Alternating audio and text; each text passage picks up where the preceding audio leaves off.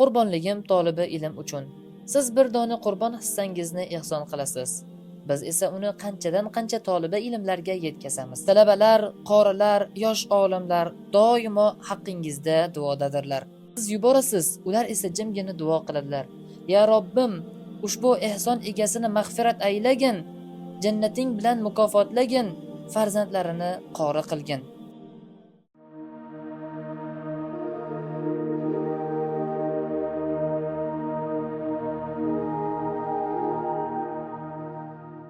Assalomu alaykum va rahmatullohi va barakatuh. Aziz birodarlar, Alloh subhanahu va taolo moddiy imkoni bo'lgan, nisob sohib bo'lganlarga zakotni vojib qilganidek, qurbonlik so'yishni ham vojib qilgan. Qurbon hayit arafasidamiz. Allohning izni, Allohning tavfiqi bilan sizlar bilan qurbonlikka oid bo'lgan hukmlarni o'rganib chiqamiz. Ramazonda ro'zaga tegishlik hukmlarni o'rganganimiz kabi qurbonlikka tegishli hukmlarni ham inshaalloh taala Muxtasarul Quduriy kitobidan o'rganamiz. Qo'limizdagi nusxa Maktabatul Bushro nusxasi, Salmon Qosimiy rahmatullohi alayhining hoshiyalari bilan birga. Shu nusxaga ko'ra 714-sayfadan o'qiymiz. Talabalarimiz uchun oson bo'lsin deb sayfasini ham aytib o'tdik.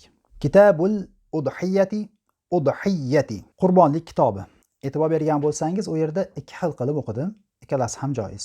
Yo shadda bilan va yo shaddasiz. مسائل الباب 11 الوصف الشرعي والشرط والشرائط الأربعة للوجوب. Bu bobda 11 masalani o'rganamiz. Ulardan birinchisi vasfi shar'iydir. Ya'ni shar'iy jihatdan bu hukmning vasfi nima?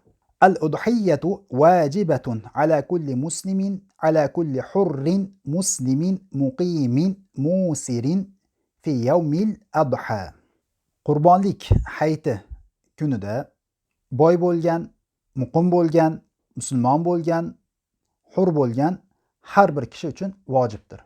Demak, qurbonlikning hukmi nima? Al-vasf ash-shar'iy wajibun. Ya'ni qurbonlikning hukmi vojibdir. Sunnat, mustahab yoki farz emas, vojib.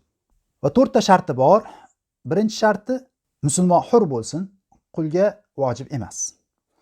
Ikkinchisi musulmon bo'lsin, kofirga vojib emas. Chunki qurbonlik qurbat hisoblanadi. Alloh taologa ibodat hisoblanadi.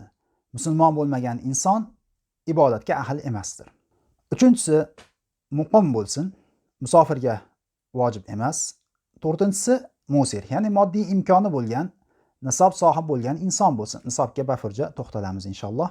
Qurbonlikdan keyin, qurbonlik kunlaridan keyin yoki qurbonlik kunlaridan oldin bo'ladigan bo'lsa, bu ham qurbonlik hisoblanmaydi.